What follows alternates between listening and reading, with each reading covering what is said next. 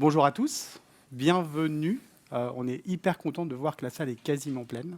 Ça veut dire que c'est un sujet qui vous a intéressé ou du moins interpellé. On va parler pendant 45 minutes d'engineering management. Donc on est sur un talk un petit peu alien ou différent. Et on va se présenter rapidement et surtout on va vous expliquer pourquoi est-ce qu'on a eu envie de faire ce talk. Donc moi je m'appelle Benoît Guillon. C'est moi qui fais ça, ouais. Ok. Donc moi je m'appelle Benoît Guillon et je suis VP Engineering chez Malte. Pourquoi je tenais absolument à faire ce talk? J'ai commencé ma carrière il y a une vingtaine d'années, un peu plus. Et en fait, après 10 ans, je me suis dit que jamais je serais manager.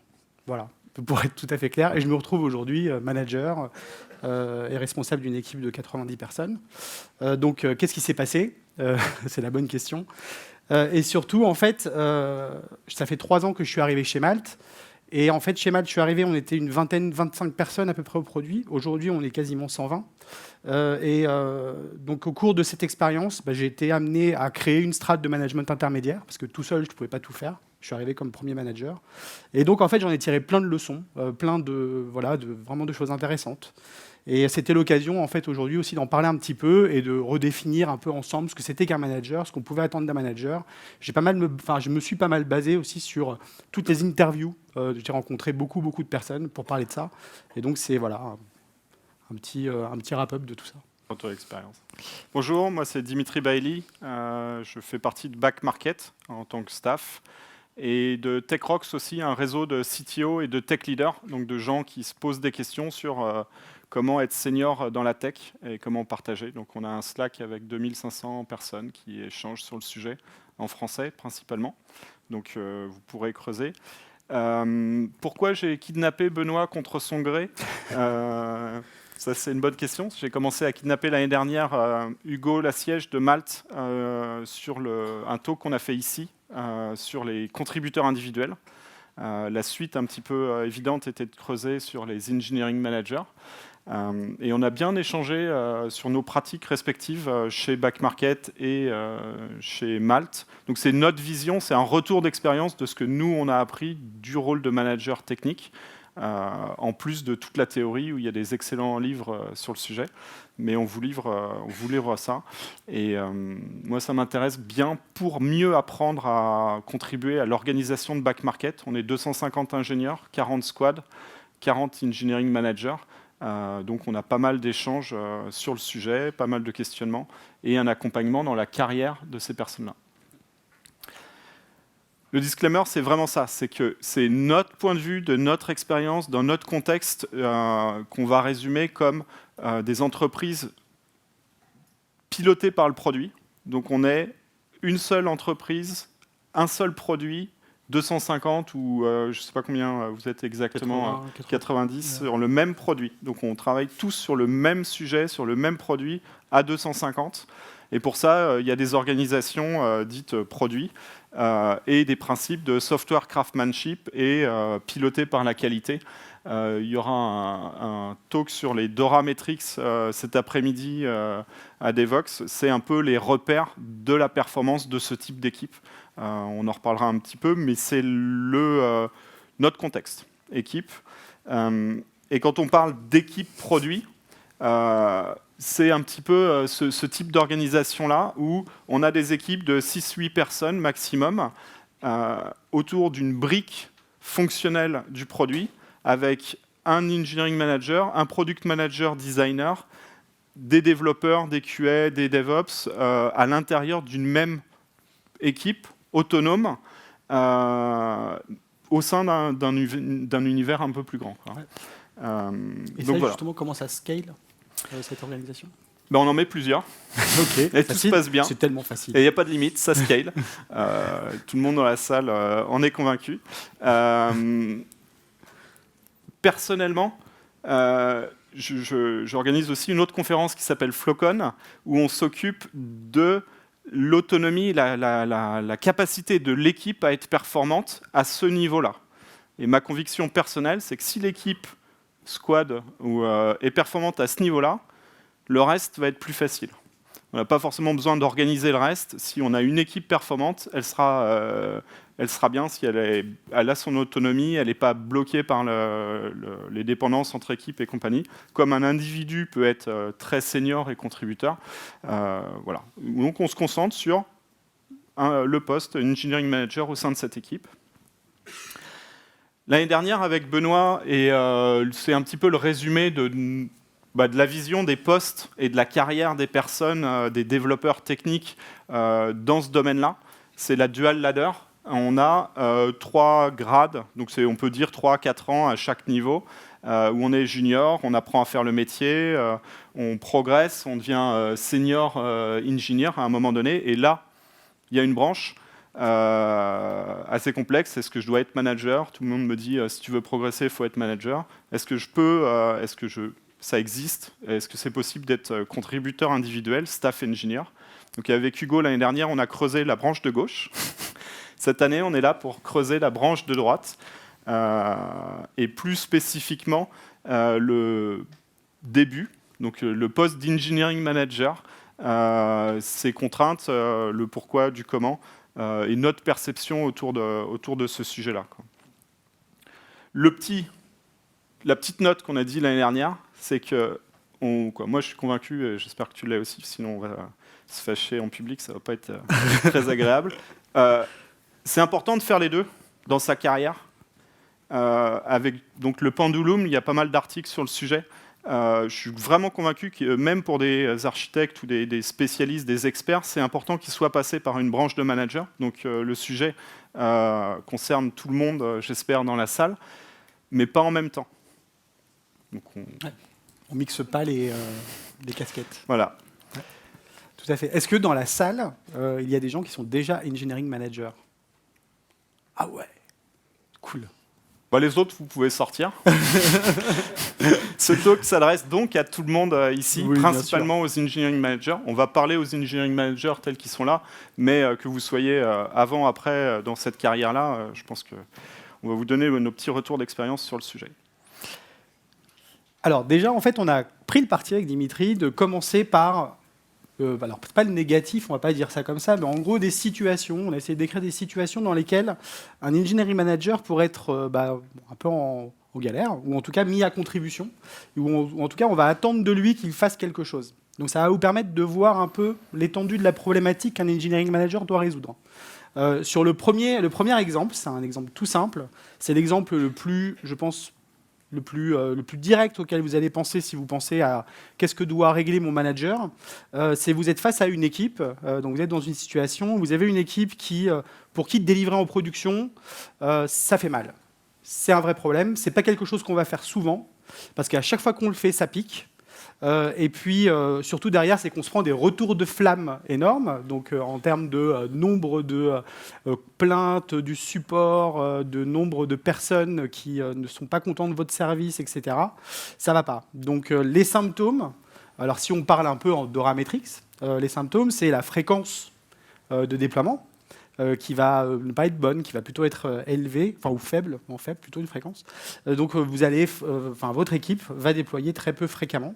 Et puis aussi, elle va changer aussi de comportement, ou du moins avoir un comportement qui doit vous mettre normalement comme on dit, la puce à l'oreille, c'est ça, qui doit vous mettre la puce à l'oreille. Donc en fait, c'est du stress, de l'anxiété, une incapacité à se committer sur des plans. C'est-à-dire que, wow, tout est compliqué. Attendez, vous nous demandez de faire des choses ultra compliquées, alors que faisons les choses calmement, et puis ça va prendre beaucoup de temps surtout. Hein. Donc voilà, premier truc. Donc là-dessus, on va attendre qu'un engineering manager fasse quelque chose. C'est le rôle de l'engineering manager. Ah ouais, tout à fait. Alors, c'est pas le rôle de régler le problème tout seul, mais c'est le rôle d'expliquer à l'équipe qu'il y a un problème et de l'accompagner dans le diagnostic du problème et de travailler avec l'équipe pour résoudre ce problème. Donc nos équipes essayent de livrer tous les jours le résultat en prod. Donc c'est vraiment pour ces équipes, cette autonomie-là, ils livrent tous les jours en prod.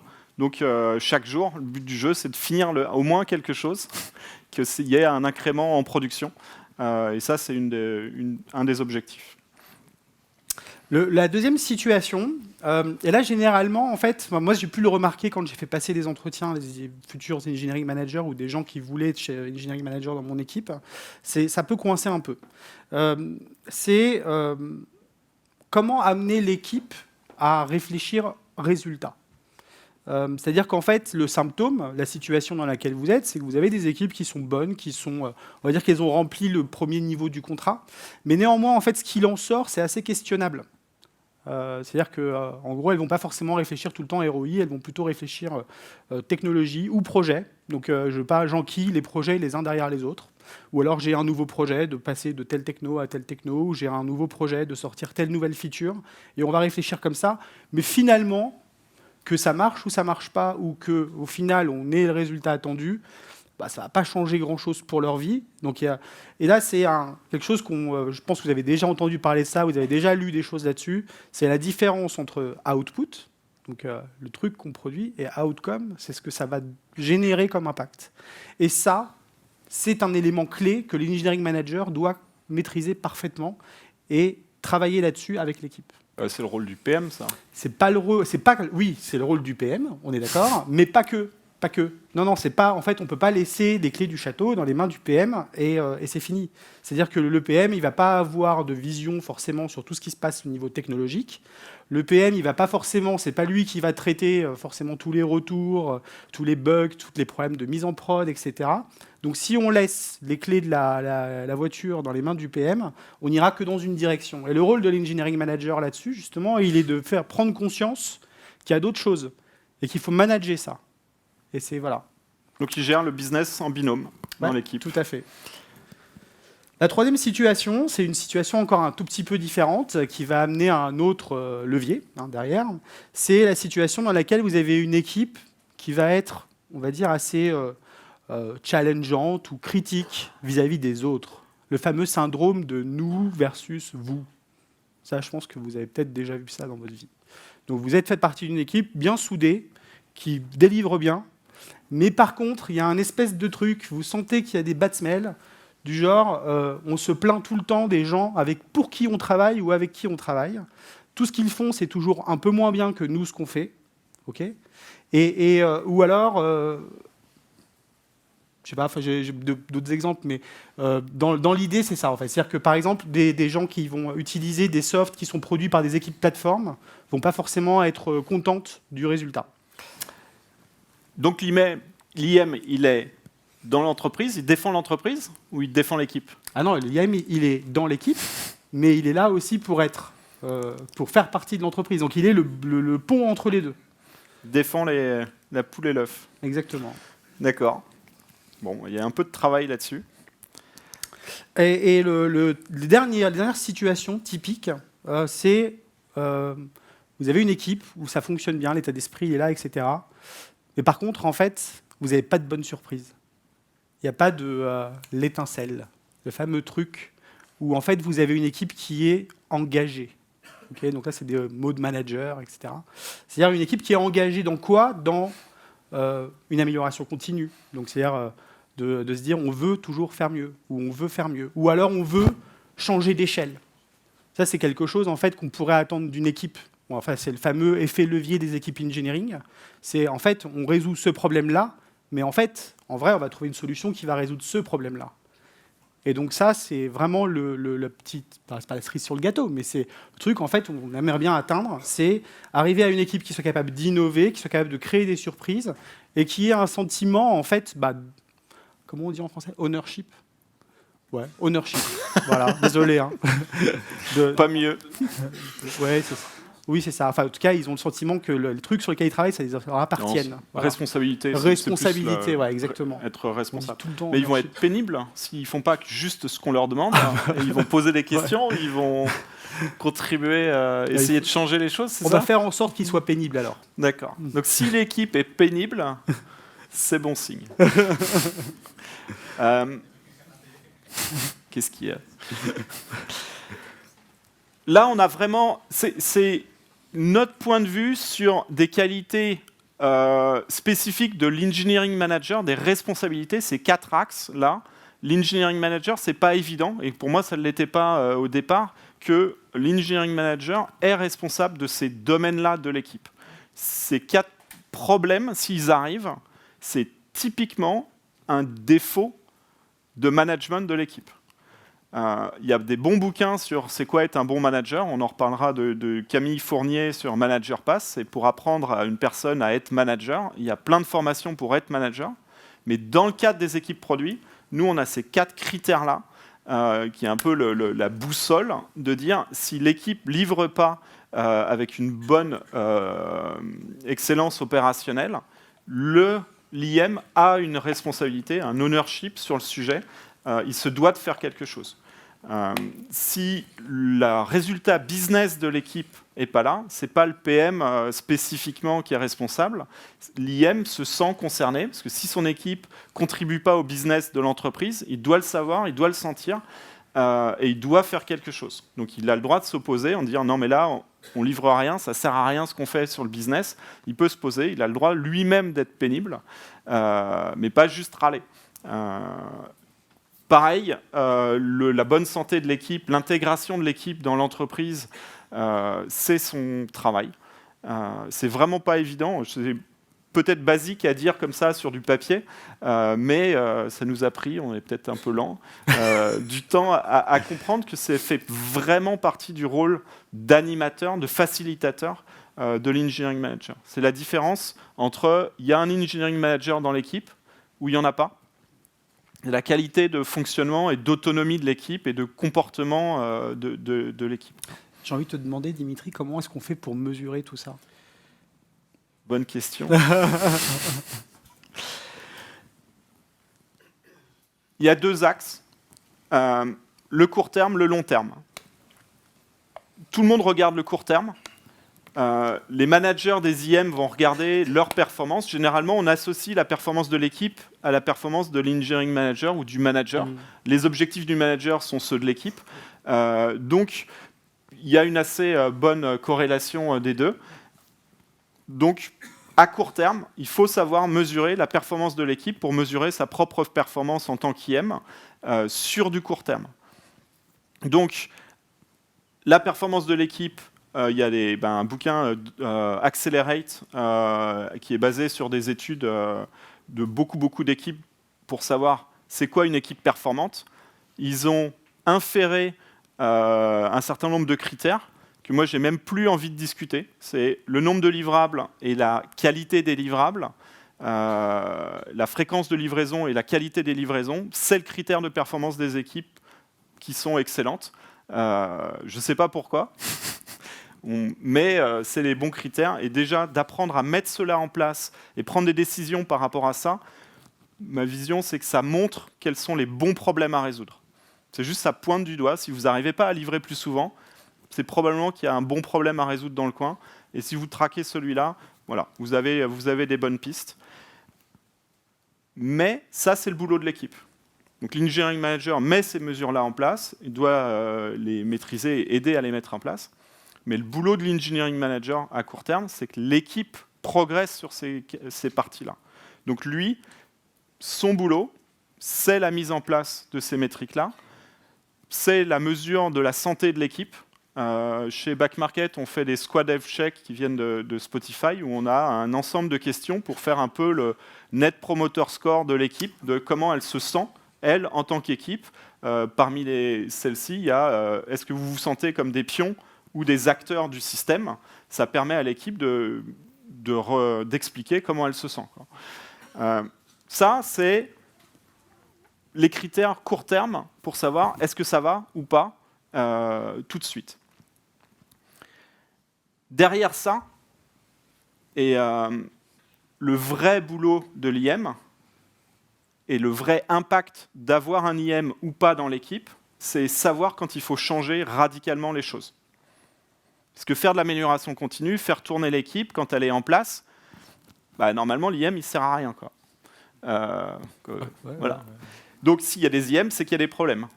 C'est quoi les problèmes à résoudre? C'est ceux qu'on ne va pas réussir à résoudre que par de l'amélioration continue. Et en lean management, il y a un terme qui s'appelle kaikaku qui m'a beaucoup plu. C'est quand on fait de l'amélioration continue, je suppose que vous avez fait des maths, on arrive à un optimum local. Il y a des autres optimums à d'autres endroits, mais il va falloir redescendre entre les deux. Et c'est là où il faut changer. Il faut avoir du courage de changer, être sûr qu'on change les bonnes choses. Donc ça, c'est une des grosses capacités, opportunités d'impact d'un engineering manager, c'est de prendre son courage à deux mains et celui de toute l'équipe pour dire, bam, on va changer un truc, on essaye de le changer une chose à la fois assez rapidement, mais on peut être assez radical sur un changement de principe, de process, d'organisation. Et là, en tant qu'engineering manager, vous savez que personne d'autre l'aurait fait dans l'équipe à votre place. Si quelqu'un d'autre l'aurait fait, ben, très bien, il a les compétences d'engineering manager, mais c'est la compétence du rôle d'engineering manager d'avoir ce courage-là. Comme un CTO dans une boîte ou un CEO dans une boîte est un peu le seul à pouvoir faire des grands virages à l'entreprise. Donc, grosse responsabilité, il faut les assumer, et vous êtes là en partie pour ça. Donc, au jour le jour, vous regardez ce qu'on peut améliorer, et quand ça bloque, ben là, on prend le courage à deux mains et on change. Donc ça, c'est impact maximum. Mais c'est du long terme, vous ne serez pas récompensé pour ça, c'est vraiment pour votre propre conviction. Votre impact va être mesuré sur le court terme, mais votre appréciation personnelle de votre travail, c'est le long terme. Comment on fait ? Comment on fait, Dimitri? C'est ça ? Merci. Donc, en fait, ce que vous avez pu voir, c'est que pour mesurer l'impact d'un engineering manager, il est quasiment tout le temps indirect. Donc, c'est compliqué. C'est pénible. C'est pénible, ouais, c'est plutôt ça. C'est que c'est pénible. C'est-à-dire que voilà, quand on est contributeur individuel, on peut être fier de certains accomplissements qu'on réalise. On peut être fier de certaines idées qu'on a eues, etc. Et donc mesurer un avant-après assez facilement et le valoriser. Quand on est manager, c'est beaucoup plus compliqué parce que généralement, d'ailleurs, on dit que c'est un manager toxique parce qu'il s'approprie ce que l'équipe a fait pour lui et il le valorise et il va l'utiliser pour son propre avancement. Donc, ouais, c'est pas forcément la bonne manière de faire ça, effectivement. Donc, en fait, cette photo du billard, c'est exactement la vie d'un engineering manager. C'est-à-dire que l'idée, c'est on va essayer de mettre le plus de boules possible dans les trous et pour ça, en fait, on va utiliser indirectement les boules. Donc en fait, on va essayer de mettre les gens en action. Et vraiment, il y a de la stratégie derrière. Alors attention, stratégie, ça ne veut pas dire House of Cards non plus. Hein. C'est-à-dire qu'il faut quand même rester aussi dans le truc sain. Et le truc, donc sain, ça veut dire quoi? Ça veut dire que c'est visible, c'est lisible, c'est quelque chose qui est énoncé, okay, qui est partagé. C'est on va faire ça tous ensemble. Et c'est pas je manipule dans mon coin des ficelles pour arriver à mon plan diabolique. Vraiment pas. En 3 bandes à gauche. Exactement, voilà. D'accord. Après, on peut aussi taper fort et prier pour que les boules rentrent. Hein, mais oui, c'est une autre manière de faire, ouais, tout à fait. Statistiquement, ça marche. Du coup, on commence par où? C'est la vraie question. Vas-y. Pour savoir ce qu'on doit faire et ce qu'on veut faire, on a besoin de savoir où on est. Et une chose, moi, qui me tient à cœur, c'est de pouvoir mesurer la maturité des équipes et d'avoir une lecture de on en est où, c'est quoi l'équipe, dans quelle équipe je suis, quelle est la maturité de l'équipe elle-même. Est-ce que c'est une équipe récente qui apprend à travailler ensemble? Est-ce qu'elle découvre le produit? Est-ce qu'elle travaille dans les mêmes conditions depuis très longtemps? Donc, petite question, si vous êtes engineering manager, si votre équipe était du code, à quel niveau de release elle serait? Est-ce que c'est une alpha? Pré-alpha même peut-être? Est-ce que c'est une bêta avec déjà des bons principes mis en place et vous voyez où vous voulez aller, les rôles et responsabilités de chacun se mettent en place, vous avez toutes les personnes attendues dans le poste. Release candidate, c'est bon, là maintenant, on n'a plus d'excuses d'échouer sur ce qu'on nous demande, on n'a plus d'excuses de rater des projets, et on peut commencer peut-être même à se dire on va faire des surprises, des innovations. Ouais. L'état idéal, quelque part, c'est la general availability d'un logiciel, long-term support. Voilà, on est bon. Vous pouvez nous taper dessus assez fort, on résistera. Vous pouvez nous demander des choses. Une équipe qui est toute jeune, si vous le demandez trop, elle va s'écrouler, mais juste parce qu'elle est jeune, parce qu'elle n'a pas eu le temps de se préparer, elle n'a pas eu le temps de se mettre en place.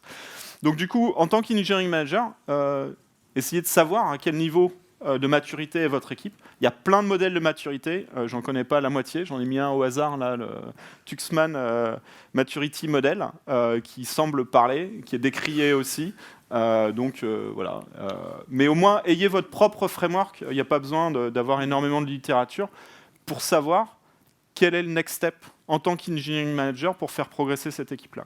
Sur le sujet, l'autre ref que j'ai apporté, c'est situational leadership. Ça, c'est vraiment un truc que moi j'ai appris quand je suis passé manager. C'est un des seuls trucs, je pense, qui m'a vraiment bien plu, qu'on m'a appris. Parce qu'après, bon voilà. Et ça a été sur comment décrypter des situations et se dire qu'en fait, on n'est pas un manager, on n'est pas un micro-manager, on n'est pas un manager qui va empowerer les équipes, etc. Ça, c'est faux. On est à multiples facettes, forcément. Et justement, en fait, on devient un bon manager lorsqu'on arrive à décrypter des situations, qu'elles soient individuelles ou collectives. Et là, dans ce cas-là, on est dans le collectif. Et qu'on arrive à mettre en place le bon remède, ou du moins le bon plan d'action avec ses équipes. Donc, il y a de l'empathie là-dedans. Ça, c'est de l'empathie. Et le deuxième ingrédient clé pour crafter une équipe, c'est de travailler sur la culture de cette équipe. Parce que, d'ailleurs, on n'en a pas trop parlé de ça, mais il y a un truc quand même, c'est que nous, on a un biais aussi, soit chez toi, Back Market, ou chez moi, Malte, et dans notre littérature, c'est que l'engineering manager, il est hands-off. Donc en fait, c'était un très, très, très bon dev, et on lui a dit qu'il fallait qu'il arrête de coder. C'est pas lui qui s'est arrêté de coder de lui-même. Alors, ça peut arriver. Mais on lui a pas demandé gentiment, arrête s'il te plaît. Mais non, c'est lui qui a décidé. Et du coup, il n'a plus cet outil-là. Okay, il n'a plus l'outil de je lead par l'exemple. Ça, c'est les leads contributeurs individuels. C'est les gens qui sont contributeurs individuels, senior plus, on va dire, qui lead par l'exemple de ce point de vue-là. L'engineering manager, il peut leader par l'exemple par rapport à son comportement. Okay, il doit avoir un comportement exemplaire. Mais par contre, en fait, c'est pas lui qui va leader par l'exemple en montrant comment est-ce qu'on va délivrer rapidement du code ou comment est-ce qu'on va découper notre code pour qu'il soit plus facilement shippable. Il peut aider, il peut donner des conseils, etc., mais il va pas le faire lui-même. Et du coup, en fait, derrière tout ça, comment est-ce qu'on met les gens en action sans avoir l'outillage de je suis dans mon IDE et je te montre, où on fait une session de pair programming ensemble et je te montre, hein, et ben en fait, c'est la culture. Okay, c'est le truc, le maillage que vous avez créé dans votre équipe depuis sa constitution et qui va en fait permettre à l'équipe elle-même de prendre des décisions. Okay, c'est voilà, Empower. C'est l'équipe qui prend des décisions par elle-même et en fait vous avez apporté un framework. Vous apportez le truc qui va la guider dans la prise de décision. Et donc en fait, l'exemple il est hyper bateau et il est un peu caricatural et j'en suis désolé. Mais pas vraiment. Mais en fait, voilà, c'est ça. C'est-à-dire qu'en gros, vous devez amener votre équipe à non plus dire « Allez, on va tout péter, on va passer sur Kafka, parce que RabbitMQ, c'est nul. » Et de dire « Non, attendez, donc on a mesuré un truc, on a un problème sur la latence depuis un an. Là, on voit que ça... Tout doucement, on est en train de diminuer, enfin, d'augmenter la latence des réponses. Il doit y avoir un sujet. » Pourquoi ça, c'est important et pourquoi c'est clé ? Parce qu'en fait, vous, en tant que manager, vous êtes responsable quelque part, vis-à-vis de l'extérieur, de la performance de votre équipe. Sauf que comment vous l'exprimez, en fait, cette performance ? Après, vous, aux personnes à qui vous parlez. Par exemple, au CEO de la boîte, si vous le croisez à la machine à café, vous allez dire « Ah, c'est cool, mon équipe, elle est passée sur Kafka. » Il va faire « Ok, super, merci. » Et puis, il ne va pas avoir une image spécialement quelque chose de l'équipe. Alors que si vous lui dites bah, « Là, on a travaillé, ça fait 3 mois qu'on travaille, on a divisé par... on a amélioré de 25% les performances globales du système », elle va vous dire « Ah ouais, c'est cool. » Ça parle. Et donc, en fait, faire en sorte que l'équipe soit orientée résultat et non plus moyen, ça revient à output, outcome, hein, tout ça. C'est clé. Et ça, l'engineering manager, c'est son rôle de faire ça. Petite anecdote. Le boulot du CEO, pour moi, dans une boîte tech, c'est quand même de comprendre un minimum de tech. Pas forcément les technologies, mais les temps de réponse des systèmes, comment marchent les requêtes HTTP et comment l'ensemble des requêtes s'enchaînent, la conséquence des volumes, il a un minimum à comprendre. Donc, ce n'est pas forcément à vous de parler 100% business, GMV, EBITDA et compagnie, c'est de savoir quelle est la frontière, la partie commune de la discussion. Donc, temps de réponse, comportement du système, volumétrie, tout ça, c'est du business, c'est le vocabulaire commun de l'entreprise. Si le boss ne comprend pas ça, on peut lui expliquer. On a le droit de lui expliquer. S'il ne comprend pas la différence entre Kafka et RabbitMQ, on n'est pas obligé de lui expliquer. Mais voilà. Donc ça, c'est vraiment se trouver les bons chiffres et les bons KPI liés au business. Et généralement, c'est assez proche du business. C'est une bonne pratique. Le troisième outil, et vous... Enfin, on parle des gens quand même. Je sais pas si vous avez vu, on a parlé beaucoup d'équipes, on a parlé beaucoup d'ingénierie, etc. Mais en fait, avant tout, on est des managers de personnes individuelles, d'individus. Et donc, en fait, quelque part, on aurait pu le mettre en slide numéro 1 ou numéro 0, en disant ça, c'est votre vrai devoir. Okay, c'est plus que votre mission. C'est un devoir que de vous occuper des personnes, des situations personnelles. Et donc, pour ça, je vous réfère à un très bon talk de Manon hier sur le burn-out. Je pense que ça, c'est le genre de truc où un engineering manager, il doit s'en prendre 2-3 des talks comme ça, aussi impactants, de quelqu'un qui vous explique comment il a vécu un burn-out, ce qui s'est passé, comment ça a pu la mettre dans une dépression, et à quel point en fait, l'environnement, même professionnel, a pu être un déclencheur de tout ça. Donc ça met la personne vraiment en plus que pression sur le fait de ne pas aller trop loin, de ne pas tirer trop loin sur quoi que ce soit dans les équipes, et de faire vraiment d'être dans le care, faire attention. Il y a d'autres sujets quand même aussi au niveau du management individuel. C'est donc, à mon avis, un gros truc, c'est en gros quand même la trajectoire de chacun doit quand même venir contribuer à l'équipe. Sinon, ça veut dire que la trajectoire de la personne individuelle, elle s'inscrit ailleurs, et c'est très bien. Et il faut dire que c'est très bien. C'est-à-dire qu'en fait, il faut promouvoir le fait que des personnes, pour grandir, doivent changer d'équipe. Okay, doivent même changer de métier, pourquoi pas. Un dev back-end qui vient de data engineer, c'est pas grave. Au contraire, c'est même très très bien. Parce qu'il va être un très très bon data engineer. Parce qu'il va avoir la connaissance de tout ce qu'il connaît, enfin tout ce qu'il a pu accumuler avant. Donc ça, en fait, en tant que manager, il ne faut pas être dans le je garde mes ressources pour moi, parce qu'on livre bien, on est une équipe en GA, donc c'est cool. Non, il faut faire grandir les gens, il faut les faire partir ailleurs, leur faire voir d'autres trucs. Et puis, recruter des personnes clés qui vont bien ou qui ont le potentiel pour être le perfect match dans l'équipe. Clé. Là, on n'en avait pas trop parlé, mais l'indirect, il se joue en direct avec les personnes de votre équipe, en fait. Votre influence, c'est la discussion et les échanges que vous avez avec les personnes de votre équipe. En fait, la performance de l'équipe, elle va passer par toutes les discussions individuelles que vous avez en tant qu'engineering manager avec votre équipe. Et c'est là où se joue la partie indirecte de votre impact sur l'équipe et sur le management.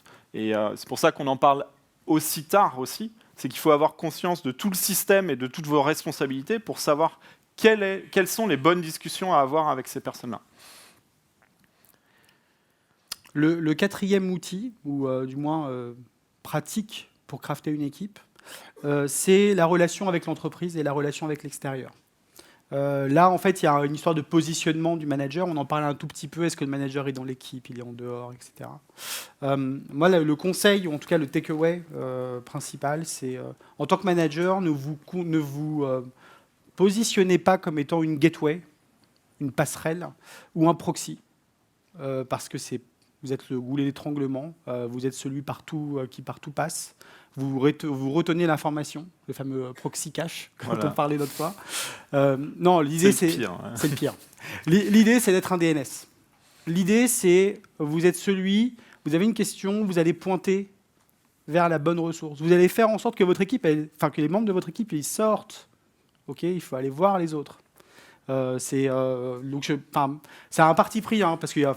À côté de ça, il y a Scrum, l'agilité, on vous dit qu'il faut protéger l'équipe, il faut mettre un PO proxy devant l'équipe pour que justement, il n'y ait personne qui vienne embêter l'équipe. Là, j'ai dit une grosse bêtise, donc il n'a pas du tout aimé. On revient. Ouais. Meuble en attendant. Ok, donc merci. Pourquoi tu m'as dit ça? et donc du coup, ce concept de... Soyez un DNS et non pas un proxy ou une gateway. Je pense que ça fait partie des choses clés. Et pareil, en fait, c'est comme tu le disais tout à l'heure, c'est utiliser le vocabulaire de votre entreprise. Et ça, c'est votre rôle en tant que manager, c'est d'amener le contexte général de l'entreprise dans votre équipe. Okay, donc là, c'est pareil, on ne la protège pas, tout au contraire. On fait en sorte que l'équipe baigne dans les problématiques de l'entreprise. Ça lui permet en fait de travailler sur... Enfin, elle se sent utile parce qu'en fait, elle contribue à tout le reste. Donc là, le PM travaille beaucoup là-dessus. Le PM, en fait, ça dépend des organisations dans lesquelles vous êtes, mais avec les cascades d'OKR, notamment, vous devez avoir de la lisibilité entre ce que vous faites, vous, en tant qu'ingé, et ce que ça apporte à l'entreprise. Normalement. Des fois, la route, elle est un peu floue. Hein, ça... Voilà, on fait du slalom. Mais en tout cas, vous, en tant qu'engineering manager, vous devez parler entreprise. Vous devez maîtriser... Alors, tu vois, là, moi, par exemple, parler EBITDA, etc., je pense que c'est important de le savoir un peu, quand même. Il faut savoir l'expliquer, tu vois. Et il faut savoir expliquer comment l'entreprise gagne de l'argent. C'est hyper clé. Et ça, il faut le mettre sur la table. Il ne faut pas se dérober. Hein. On peut parler Kafka, mais on peut aussi parler de comment est-ce qu'on fait du revenu dans une entreprise. Et ça remet un peu le truc, enfin voilà, le truc au milieu, quoi. Pas me chercher sur les bidas. Ouais, ok. C'est ce qui finance les équipes pour beaucoup, donc ouais, on y reviendra un jour. Voilà. Proxy Cache, finalement, pour une équipe qui est en alpha, c'est peut-être pas con. Ouais, situational leadership. Voilà, l'agilité by the book pour une équipe qui démarre, un bon petit scrum, une bonne petite protection d'équipe pour qu'ils prennent le temps de grandir. Ça, pas de souci. Après, ça se calme moins bien. D'ailleurs, maintenant, comment on grandit en tant qu'IM ? Ça, c'est un slide de l'année dernière, ça nous faisait gagner un peu de temps. Voilà, c'était gratuit. Mais ça s'applique assez bien, c'est-à-dire que au cours de votre carrière, ce qui est important et ce que l'entreprise vous doit, c'est de vous donner l'opportunité d'avoir de plus en plus d'impact. Les 6-8 premières années, c'est d'apprendre à coder et d'avoir de l'impact au sein de votre équipe. Parfait, simple, facile. Ça se corse après, parce que vous êtes dans une équipe et l'enjeu et votre satisfaction, le salaire que vous touchez, il sous-entend que vous avez un impact au-delà des équipes, que vous participiez à la contribution, à la collaboration entre les équipes, que vous alliez à l'extérieur. Donc si un proxy cache se met devant vous et qu'on vous demande d'avoir de l'impact sur l'extérieur, ça n'arrivera pas. Donc l'enjeu, c'est ça. C'est au niveau staff engineer ou engineering manager, on commence à avoir envie d'avoir des impacts vers les autres équipes, vers les regroupements d'équipes qu'on appelle tribe ou squad ou chapter, guild ou chapter, peu importe, mais c'est des business units dans pas mal d'entreprises. Après, est-ce qu'on a un impact au niveau de l'ensemble du produit et idéalement au niveau de l'entreprise, voire même hors de l'entreprise. Donc de parler dans des conférences comme ici, de partager votre connaissance, de contribuer ou d'ouvrir du code open source, de participer aux communautés de pratique de votre domaine. Ça fait partie des rôles et des responsabilités des seniors des entreprises sans aucun doute. Ça marche très très bien pour les contributeurs individuels. C'est ce qu'on essaye de demander aussi aux managers. Mais le manager, il est indirect. Et du coup, en fait, il doit le faire en diffusant cette responsabilité-là aux personnes. Il doit être support de croissance des personnes qui sont dans les équipes. Donc c'est vraiment là où ça se joue et il faut aider les personnes à avoir l'impact que leur rôle et que leur maturité représentent. Et là, vous-même, vous aurez l'impact. Donc on est vraiment dans on revient sur cette partie indirecte. Et c'est un bon exemple d'essayer de savoir où vous en êtes. Avez-vous de l'impact sur l'ensemble du produit de votre entreprise, oui ou non? Et est-ce que les personnes de votre équipe en ont? Et donc, en fait, en grandissant dans la lignée engineering manager, qu'est-ce qui va se passer? En fait, votre métier, votre quotidien va changer. Donc là, pour le coup, le mien a changé. Avant, je parlais beaucoup plus avec mes collègues qui étaient des ingés, qui étaient des product managers, qui étaient des lead QA ou ce genre de trucs.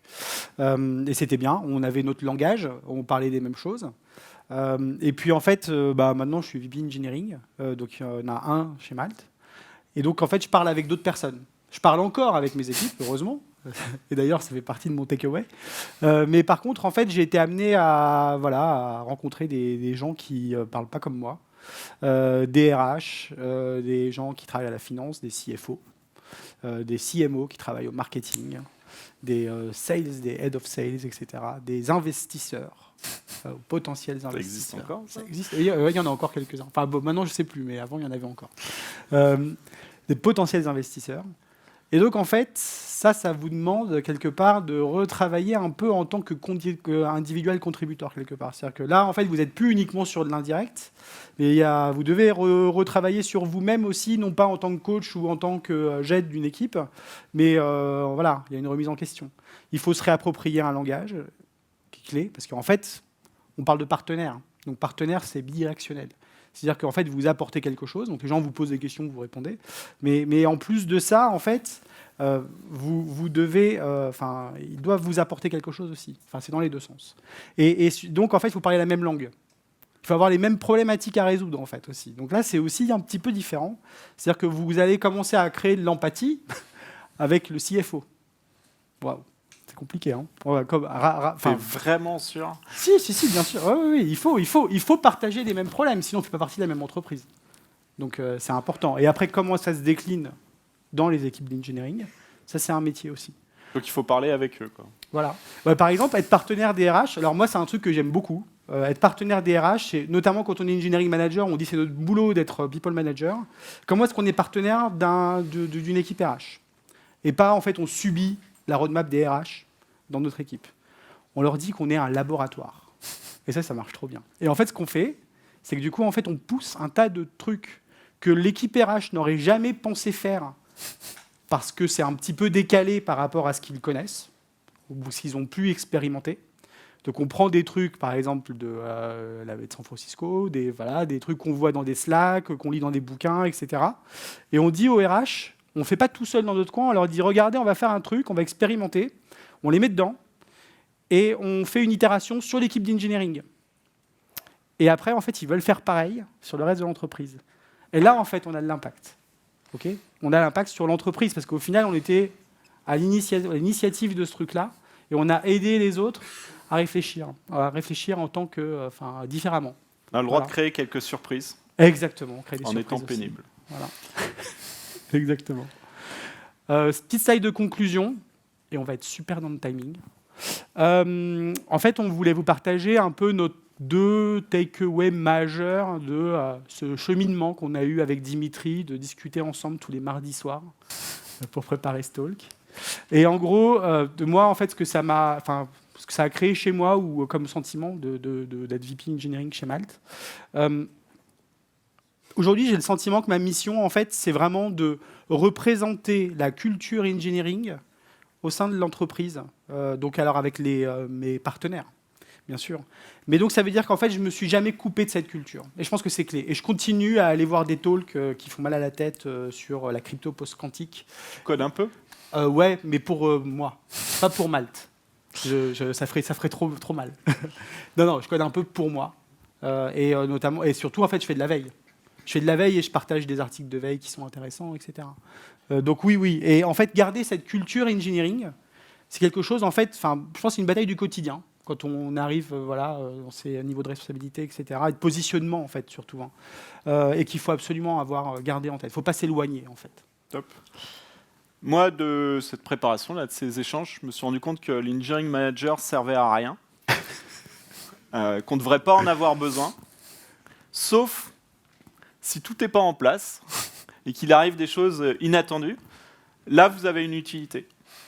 Donc, vous ne devriez pas avoir toujours le même boulot. Si vous faites toujours la même chose, il y a un problème. Donc, c'est probablement, effectivement, moi j'aime beaucoup le terme de servant leader. Vous êtes là pour aider l'équipe à améliorer, à monter de bêta en general availability, voire même en suppression de l'équipe si elle n'est plus nécessaire et que vous avez atteint le summum. mais vous devriez renouveler votre boulot, vos activités en permanence. Il y a un super post de Charles Gorintin d'Alan, là, où il réinvente son poste, où il se vire tous les 6 mois. Je pense que ça peut s'appliquer au poste d'engineering manager. Et avoir de l'impact, ça se mesure. Et puis voilà. Merci beaucoup. Merci.